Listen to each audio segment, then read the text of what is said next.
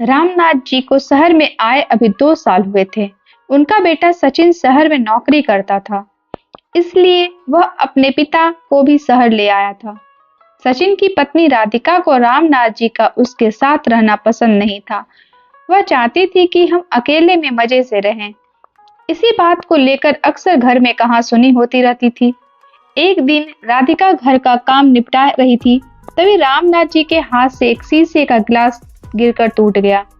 राधिका को बहुत गुस्सा आया। वह बोली, बाबूजी, आपको दिखाई नहीं देता कि मैं सारा दिन घर का काम करती रहती हूँ और आप नुकसान करते रहते हैं। अब कौन यह समझेगा? राधिका की बात सुनकर रामनाथ जी बोले, बेटी, मैं साफ कर देता हूँ। यह कहकर रामनाथ जी कांच के टुकड़े समेटने लगे। तभी एक कांच उनके पैर में चुभ गया। खून की धार फूट पड़ी। रामनाथ जी ने किसी तरह कांच का टुकड़ा पैर से निकाला और बहू को आवाज दी। राधिका आई और खून देखकर चिल्लाने लगी, ये क्या किया? सारा फर्श गंदा कर दिया। दवा लगाइए इस पर। जाइए अपने कमरे में। मेरा काम और बढ़ा दिया। उनकी पत्नी की फोटो रखी हुई थी। उसे देखकर उनकी आंखों में आंसू आ गए। जब वह जिंदा थी तो रामनाथ जी को कभी एक गिलास पानी नहीं लेने देती थी। उनका बहुत ख्याल रखती थी। शाम को जब सचिन घर आया तो राधिका ने उसे सारी बात बता दी।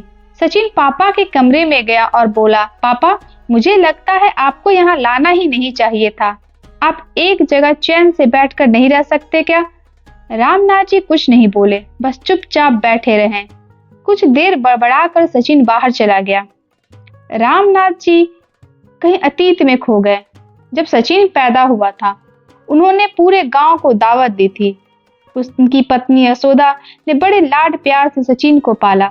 सचिन जब थोड़ा बड़ा हुआ तो रामनाथ जी उसे अपनी साइकिल पर बैठाकर स्कूल छोड़ने जाते थे। गांव से दूर बड़े से स्कूल में उसका दाखिला करवाया था। दोपहर को खेत में काम करते करते हमेशा घड़ी देखते रहते थे। जैसे ही सचिन की छुट्टी का समय होता, उससे पहले ही स्कूल की गेट पर पहुंच जाते थे। सचिन को घर पर छोड़कर फिर साइकिल उठाकर भरी दोपहरी में खेत पर जाते और रात तक मेहनत करते थे। सचिन जब 8वीं क्लास में आया तो एक दिन अपने पिता से बोला, पिताजी, आप मुझे स्कूल छोड़ने मत जाया करो। मेरे सारे दोस्त मजाक उड़ाते हैं। आप मुझे एक साइकिल दिलवा दो। यशोदा जी बोली, अच्छा, अपने बाप के साथ जाने में शर्म आती है। कोई साइकिल नहीं मिलेगी, जाना है तो पैदल जा। रामनाथ जी ने सचिन की बात को समझकर उसे साइकिल दिलवा दी। धीरे धीरे वह पढ़ लिख गया और शहर जाकर नौकरी करने लगा।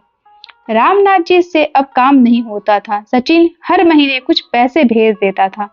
एक दिन सचिन गांव आया और उसने बताया कि उसने एक लड़की पसंद कर ली है। वे दोनों शादी करना चाहते हैं, लेकिन वह आप लोगों को शादी में नहीं बुला सकता। शहर की शादी में आप लोग सही नहीं रहोगे। यह सुनकर रामनाथ जी और यशोदा का दिल टूट गया।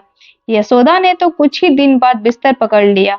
2 महीने बाद सचिन राधिका को लेकर गांव आया, लेकिन एक ही दिन रुककर वापस जाने लगा। रामनाथ जी ने उससे कहा, बेटा, कुछ दिन रुक जा, शायद तेरी माँ की अंतिम घड़ियां आने वाली हैं। कुछ दिन तुम लोग साथ रहोगे तो अच्छा लगेगा। सचिन ने कहा, पिताजी, राधिका नहीं रुकेगी, उसे गांव पसंद नहीं आ रहा है। दोनों चले जाते हैं। कुछ दिन बाद यशोदा जी अपने बेटे को याद करते करते दम तोड़ देती हैं। उस समय सचिन और राधिका दोनों 13वीं तक रुके थे। फिर रिश्तेदारों के कहने पर सचिन अपने पिता को शहर ले आया, लेकिन अब दोनों उनसे परेशान हो चुके थे। रामनाथ जी को अब कोई ठिकाना भी नहीं था। गांव का मकान और खेत सचिन ने बेच दिए थे।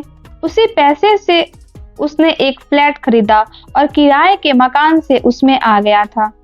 एक दिन शाम के समय रामनाथ जी उदास एक पार्क की बेंच पर बैठे थे। उनके जीवन का अब कोई मकसद नहीं था। तभी उन्होंने देखा 3-4 उनकी उम्र के लोग वहीं पार्क में बैठे हंस रहे थे। सभी एक दूसरे से मजाक कर रहे थे। रामनाथ जी को यह देखकर अपने गांव की याद आ गई। गांव की चौपाल पर वे भी गांव वालों के साथ अपने साथ सुख दुख बांटते थे। इसी बीच किसी की आवाज से उनका ध्यान भटका। उन्होंने नजर उठाकर देखा तो उनमें से एक सज्जन उनके सामने खड़े थे। वे रामनाथ जी से बात करने लगे। उन्होंने अपना नाम राजेंद्र बताया। उन्होंने कहा, आप भी बहू बेटे से परेशान हो? रामनाथ जी ने कहा, नहीं नहीं, ऐसी कोई बात नहीं है।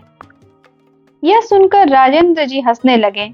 अरे भाई, हमसे कुछ छिपा नहीं है। हम सब भी अपने घर वालों से परेशान थे, लेकिन आज देखो हम कितने मजे में हैं। यहीं पास में एक आश्रम है, वहीं रहते हैं। जो मन में आए वो करते हैं, जहाँ जाना हो जाते हैं। वहाँ बड़े प्यार से नौजवान हमारी सेवा करते हैं। समय पर खाना मिलता है, साथ ही हंसी खुशी का माहौल रहता है। छोड़े इस उम्र में अपनी बेइज्जती करवाना, आ जाओ हमारे संग। यह सुनकर रामनाथ जी की आंखों से आंसू बहने लगे। राजेंद्र जी ने बाकी सबको भी बुला लिया। फिर वे रामनाथ जी को आश्रम दिखाने ले गए। वहां सब खुशी खुशी रह रहे थे। वहां उन्हें कुछ लड़के लड़कियां मिले जो वहां सेवा करते थे। उन्होंने बहुत प्यार से रामनाथ जी की सारी बातें सुनी और उनसे कहा, दादाजी, आप हमारे आश्रम में आ जाइए। यहाँ हम आपकी इतनी सेवा करेंगे कि आप अपना दर्द भूल जाएंगे। रामनाथ जी के लिए यह सब बिल्कुल अलग था। गांव में तो ऐसा कुछ नहीं था। अगले दिन वे अपना सारा सामान लेकर घर से चल दिए। उन्होंने सचिन और राधिका को कुछ नहीं बताया और आश्रम पहुंच गए। वहां जाते ही उनका स्वागत हुआ। अब वे वहीं रहते हैं। वहां उन्हें बहुत आदर सम्मान के साथ नाश्ता, खाना और पैसे भी मिलते थे। अब वे भी उस ग्रुप का हिस्सा थे जहां केवल खुशियां बांटी जाती थी। धन्यवाद।